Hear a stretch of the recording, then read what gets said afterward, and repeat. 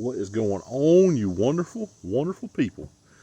I'm Big Rob. This is another episode of Big Rob's House of Entertainment and no Chinese food.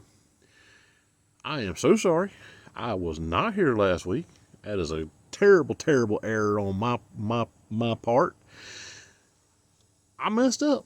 I was traveling and I ran out of time, and there's no excuse for that. I'm sorry as I can be, y'all. What I am here is I got something going for y'all this week. I have decided to do a series of movie reviews. I love my 80s and 90s old school movie reviews that I do. I've had a couple of you guys tell me that you love them too, and so we're going to keep doing them.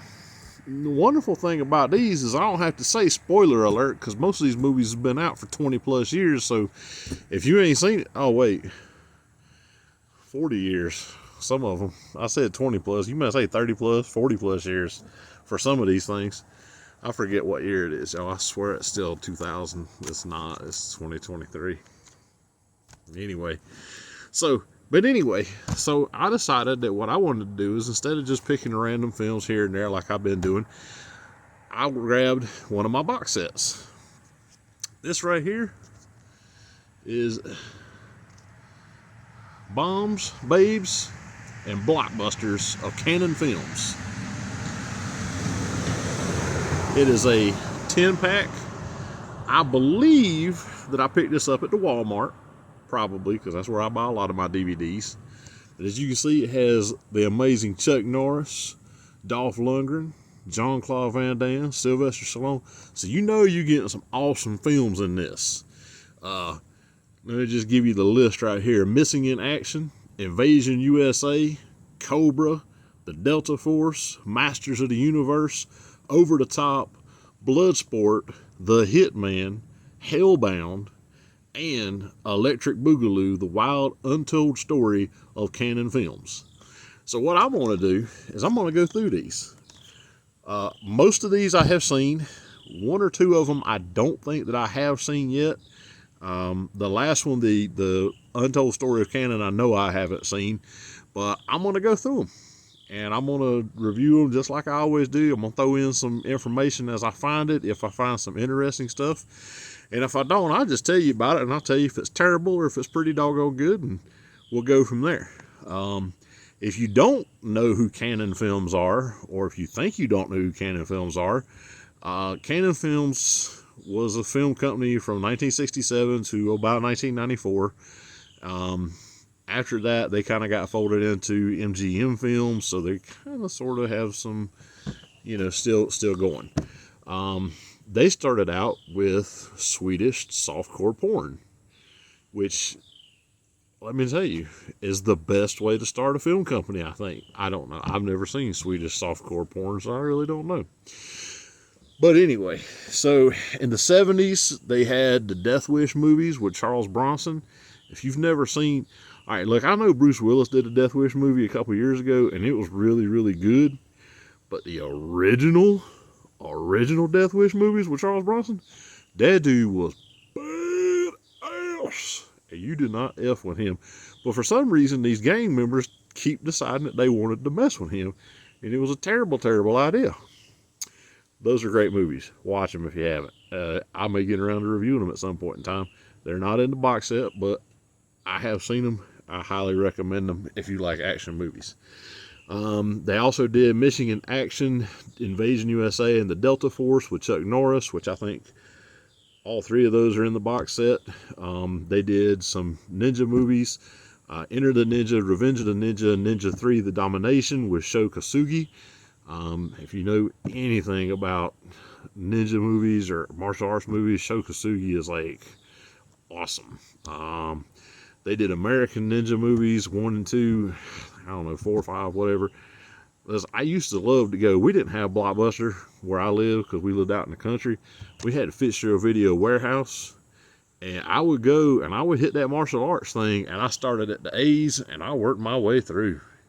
And I have seen so many martial arts movies, but the American Ninja movies, awesome. Canon Films.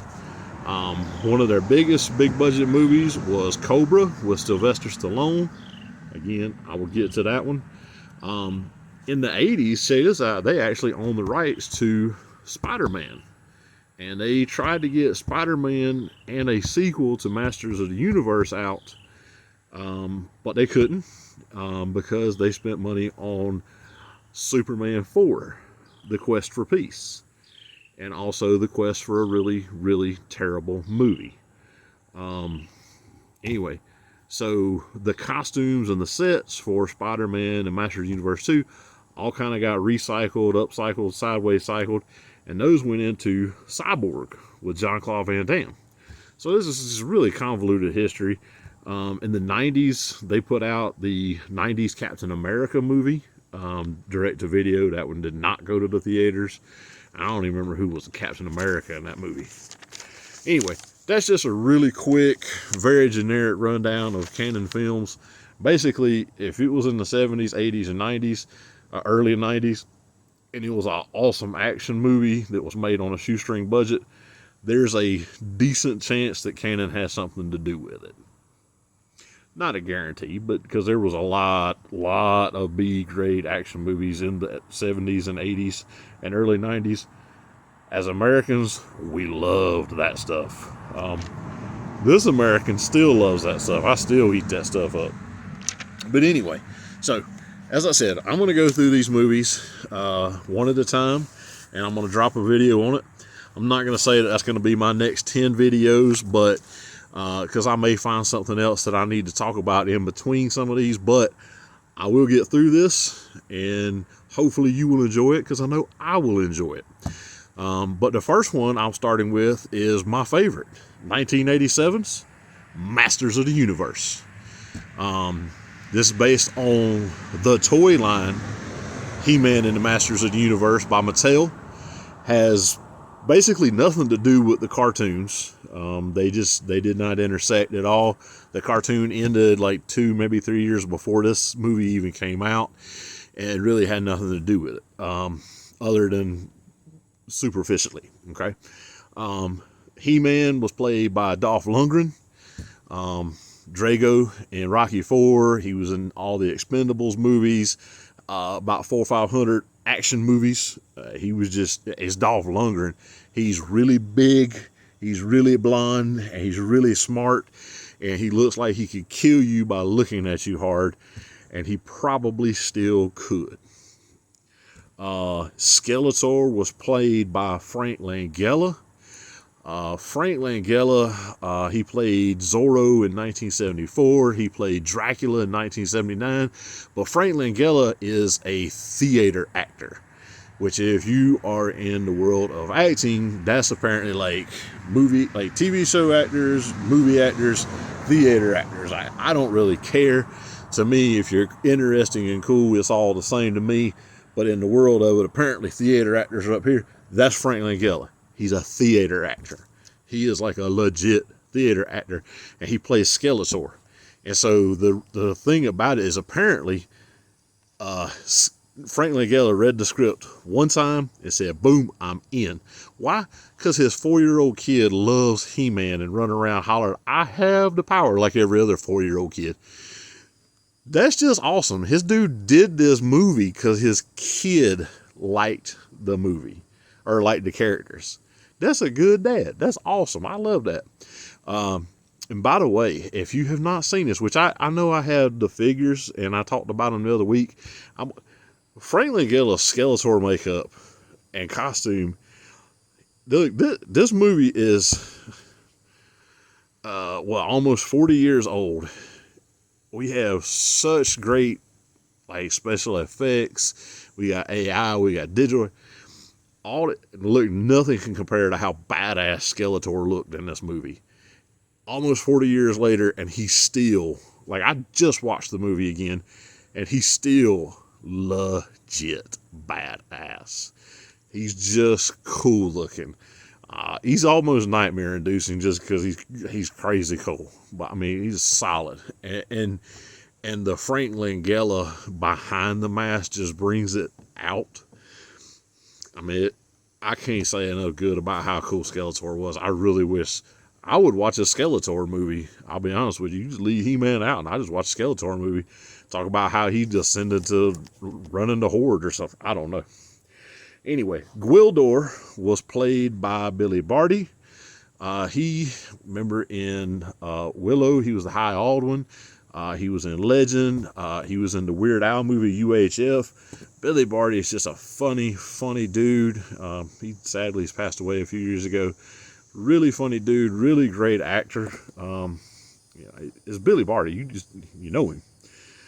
If you know him, you know him. If you don't, go look him up. Man at Arms, Tila, I don't remember who they were played by. They were pretty good at their job, but I don't care.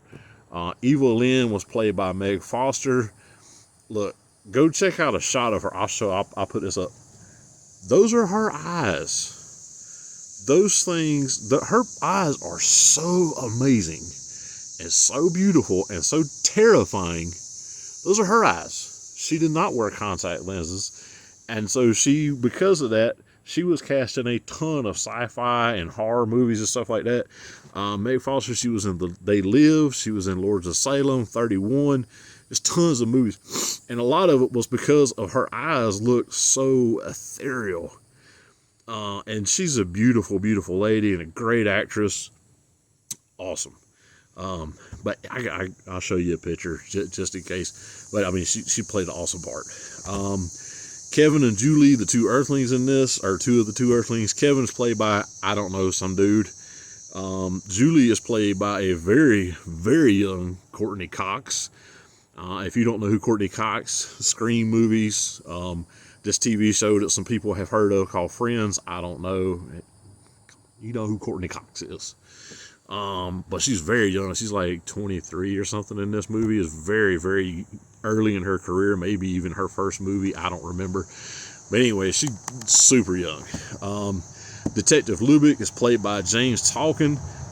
James Talkin is just that hard-boiled cop-looking dude.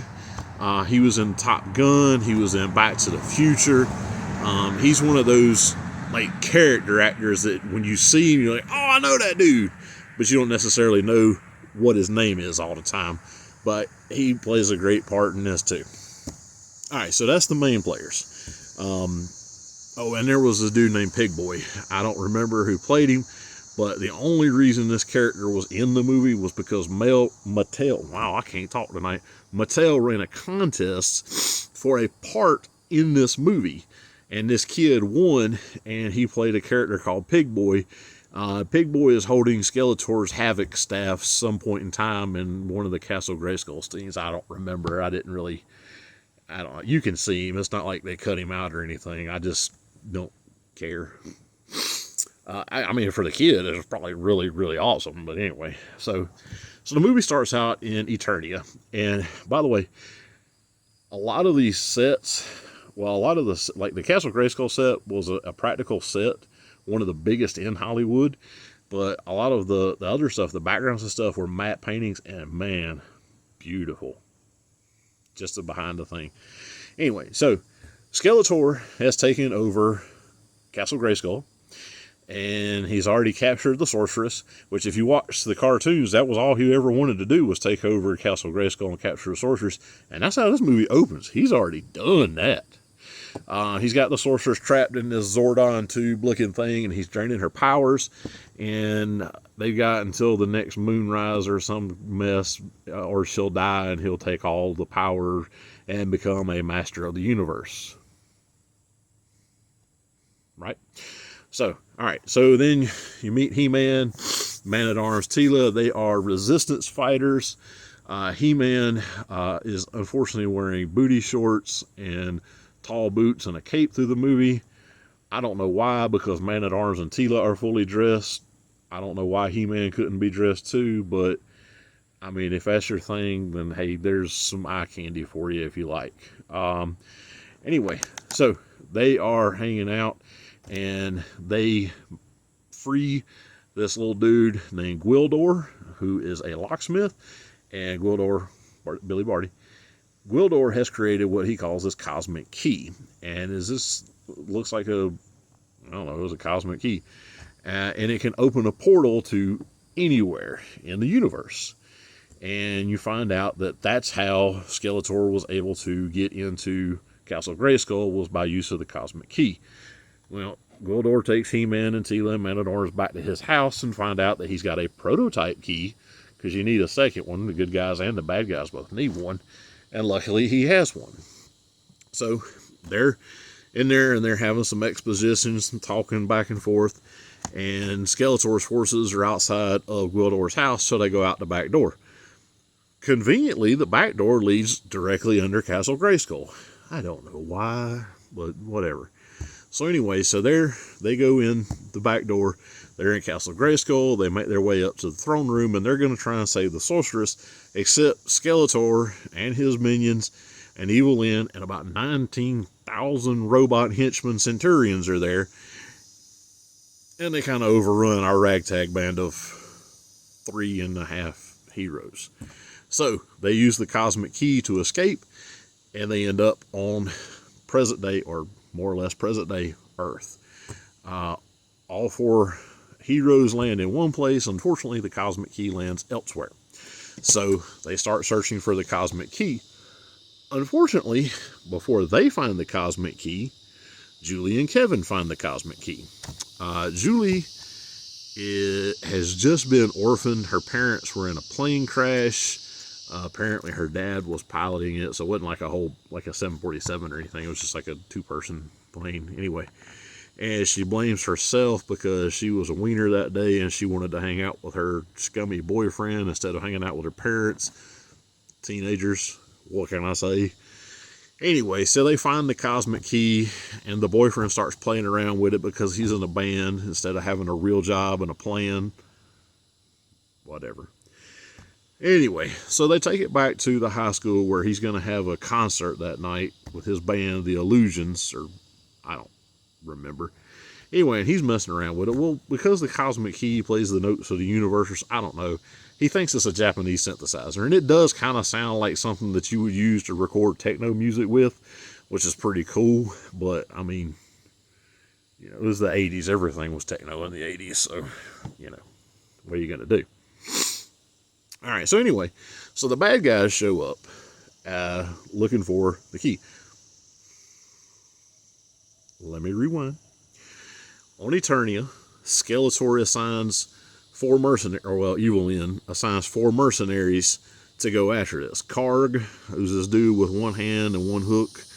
Saurod, who kind of looks like a cross between the Gorn in Star Trek and wearing the gift card disguise that Lando has in Return of the Jedi. Some sort of weird combination of that. I don't know. And he's got he's got some sort of injectable things there. I didn't get it. I don't know. Some dude named Blade that is not a African American, half vampire, half human that kills vampires. Instead, it's a white dude with a patch. I don't know, whatever. And Beastman, who is a Beastman. Beastman was in the cartoon and the toys. The other 3 were not. Saurod and Blade were eventually wrote into the comics. I can't remember if Karg was as well, but anyway, so like basically characters that were created for the movie essentially. And even Beastman doesn't look exactly like, I mean, he looks pretty close. You know who he is. Anyway, these 4, along with a handful of the robot bad guys, go to Earth after the Cosmic Key and He-Man and Teela and Man-at-Arms and Gwildor. Anyway, so Kevin and Julie, they're at the school, they're playing around with the Cosmic Key. And so the bad guys show up, and Kevin has already dipped out because he wanted to go show his friend Charlie this cool new toy that he found. Charlie runs a music store in town. I don't know why. And so Julie's still there at the school. Again, I don't know why. All right, but that was the last place that the Cosmic Key was activated, so that's where the bad guys go, and they start chasing Julie. Well, Julie runs, because that's what you do when bad guys are coming after you. And a lot of vehicles on the road, and I very much apologize. I'm home again, and There's a lot of cars. So anyway, Julie runs, and she eventually runs into He-Man, who fights off the bad guys. And we got our butts beat, and they turn tail and they run back to Eternia. They tell Skeletor that they got outnumbered, and Skeletor gets angry, and in true bad guy fashion, he kills one of them. He kills Saurod. Sorry, Saurod, you're not making the sequel. Yeah, spoiler alert. Again, the movie's 40 years old if you haven't seen it yet. So anyway, so he kills Saurod, and then he says, look, y'all got to go. Y'all got to get this. And he sends Evil Lyn this time. Get He-Man, get the Cosmic Key, get your ass back here. Alright, so back on Earth. So Kevin. Alright, so I apologize if this kind of cuts a little bit. I had to take just a minute or two to double check some things and pause for station identification. Technical difficulties. Anyway, so Detective Lubick goes with Kevin to Julie's house. They're looking for Julie. They've got the Cosmic Key. Detective Lubick has decided that Kevin has stolen this Cosmic Key, so he takes the Cosmic Key and he goes to Charlie's music store, I guess, to get a serial number. I don't really know why he took it to the music store. Anyway, so Kevin's still at the house. Evil Lyn and the bad guys show up. They interrogate Kevin. They put this cool mind control collar on him, and he tells them what happened to the Cosmic Key. So they leave and they go to the music store. Then the good guys show up at Julie's house. They ask Kevin what happened. They take the collar off because they're good guys, And they ask him what happened, and he tells them what happened. Tells them everybody's gone to the music store to try and see what's going on. All right, so they all head back into town to the music store. All right, cool. So while they're in the music store, the good guys somehow get there faster, I guess because they know where the music store's at, and they don't have to stop and ask for directions, because again, in the 80s, there's no GPS, so you know. Anyway, so they're in there. So Kevin and Julie, Gwildor, and Lubick are holed up in the back. Gwildor is trying to get the code right to get back to Eternia. Evil Lyn and the bad guys are out front, and He-Man and Man-at-Arms and Teela's trying to hold them off. Well, during this whole thing, Evil Lyn sneaks around back, and she appears to she appears to Julie as Julie's dead mom, and she's like, "Come here, my child." And she goes out there because she's dumb, and she's like, "What, Mom?" And she's like, "I thought you were dead." And she's like, "No, I'm not dead. We're working on a super secret project. But for that super secret project, we need that cool alien key that you guys got." And Julie, because it's her dead mom and she loves her dead mom, she goes and gets the key and she gives it to Evil Lyn. Because, I mean, I don't know. It's one of those things. I might do it too. I might be fooled too. So, Evil Lyn now has the Cosmic Key, the Proto Key. Skeletor has the original key. So, Evil Lyn opens a passage to Eternia, and Skeletor comes through. He's fixing to kill He-Man and probably take over the Earth, because why not? He's already taken over Eternia. You know what I'm saying? So they get there, and now we've got Centurions on these flying manhole covers, kind of like the things that, I don't know, you remember Highlander 2, the director's cut, where they're all aliens and they got these flying discs. It's kind of like a Goblin glider, but instead of being like a surfboard, it's like a manhole cover. Anyway, so they got these things too. Maybe you got to cut Skeletor's head off. I don't know. That's another direction. We'll have to figure that one out later. We'll talk about that maybe. So anyway, so they're doing that. So when He-Man kills one of the robot dudes that's on that, and he starts flying around, and Skeletor captures everybody else. Well, He-Man shows up and starts to break bad and starts beating on a whole bunch of the robots, but eventually they all get captured, right? So they're all standing on this rooftop. Skeletor's doing some villain exposition, and Julie goes to grab the Cosmic Key. Skeletor hits her with some evil lightning, and some Ivan Ooze looking crap pops up on her leg. He-Man agrees that he'll go with Skeletor, who will surrender as long as everybody else gets left alone. So they all go back to Eternia and leave Julie and Kevin and Man-at-Arms and Gwildor and Teela on Earth. where they tell Kevin that Julie's probably fixing to die because nobody can save her from Skeletor's Avenue's magic except the sorceress, who is on Eternia about to die. Alright, so unfortunately at the same time when Julie got injured, the Cosmic Key also got blasted and they lost the programming. So they're like, well, we can't go back to Eternia anyway because the Cosmic Key's busted up. Well, then you find out that Kevin is apparently actually a pretty good musician because he can remember the tones that it made. I don't know, synth all sounds the same to me, techno all sounds the same to me, but apparently Kevin can pick out the notes. Good for Kevin. So they jury-rigged this prototype key with a Casio keyboard and 88 gigawatts of electricity from a handy breaker box sitting right beside where they're at. They all go, along with a half of a pink Cadillac and the corner of a building, and Detective Lubick, who keeps showing up for some unholy reason. They all go to Eternia. Well, when they get to Eternia, Skeletor has just opened the Eye of Sauron, or Moonrise, or I don't know, something. Anyway, it opens up, and the power of Eternia, the power of the universe, comes to him and transforms him, and Skeletor becomes what I like to call Ultra Pimp Unicron Skeletor. And you thought he looked cool before. Now this fool is solid gold and got this giant helmet on made of solid gold. And his like resplendent, I mean, like he could be a gangster rapper. That's how much gold he has on. And now he's got power too. He's got like laser eyes, like Darkseid, and just, I mean, he's cool now. And so He-Man is like getting beat, like getting whipped by Blade, because Blade apparently also knows how to use light whips. I don't know. And so he tells He-Man to bow, and He-Man won't bow, and then everybody from Earth shows up, and it's just a whole big thing. And He-Man throws his arm up, and Skeletor's eye blasts his bonds loose, and he starts taking people out one-handed. Anyway, big battle. He-Man eventually gets free, grabs his sword of power back from Skeletor's, I don't know, holster of power that's sitting next to his throne. I don't know. Anyway, they fight. Evil Lyn and Karg and Beastman, they dip out the back door because they see, the writing on the wall.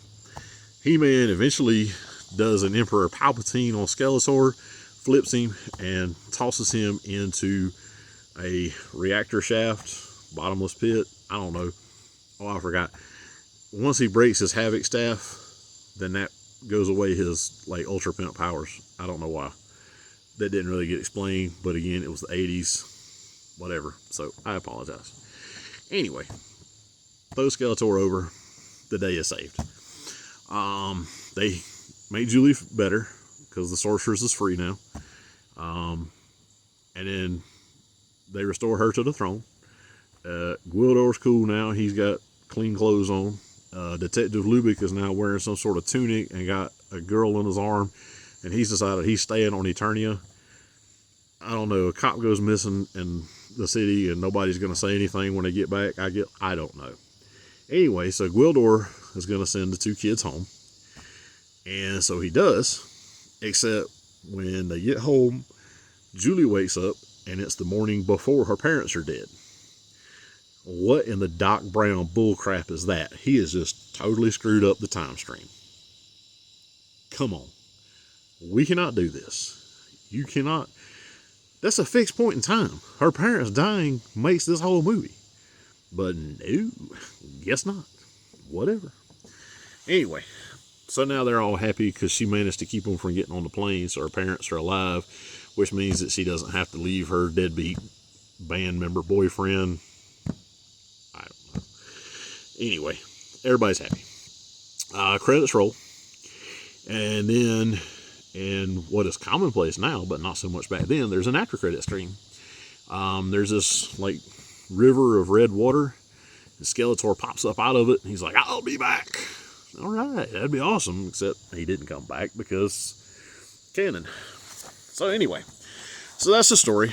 I apologize if I kind of screwed up partway through there. I am out of practice. Sorry about that. That's my first movie out of the canon box set. I will be doing the rest of these over the next few weeks. stay tuned. I hope you liked it. There was plans for a sequel, Masters of the Universe 2. I said at the very beginning, but it kind of got scrapped when Canon ran out of money. So a lot of the sets and the costumes ended up going to Jean-Claude Van Damme's movie Cyborg. So, you know, we'll take a look at that too and see what we can find from there. But I appreciate y'all hanging out. I will do my level best to be back in next week with another movie or some stories or something interesting at least. Before you guys go, I did want to remind you, my buddies Hassel and Monster over at the Nerdy Man Room Show and Hassel's Review, they're on YouTube, they're on Roku TV, they're on Fire TV, all over social media. Go check them out, give them some love, tell them Big Rob sent you over there. They got some really cool stuff going on. They hooked up with another group, Geek Network, I believe. So they're doing some stuff with them. That's really exciting. I'm really glad for them. And if you are in the Tifton, Georgia area, go check out the Clady Clan over at the Zone Collectables at 305 Main Street. If you're not in Tifton, Georgia, go check them out online on Facebook at the Zone Collectables. If you don't do the Facebook thing, then drop them an email and say, hey, how's it going at thezonecollectables@gmail.com. Tell them Big Rob said, hey. And all of that. Also check out their new multimedia company called Spotlight Media GA. That's Roku TV and Fire TV. That's where the Nerdy Man Room Show and Hassel's Review are. They're on that channel. They're on Spotlight Media GA.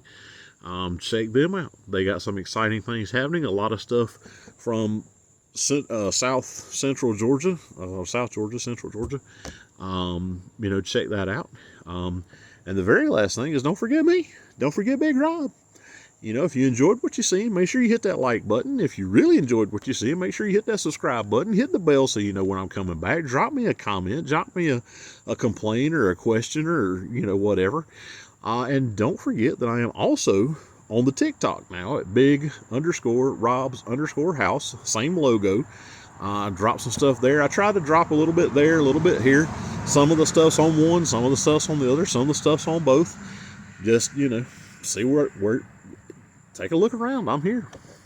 But I appreciate y'all staying with me. It's starting to get a little bit dark, so I'm going to go ahead and hurry up and edit this thing and try and get it online for you guys. I really appreciate y'all. Come back next time, and until then, may the force be with you.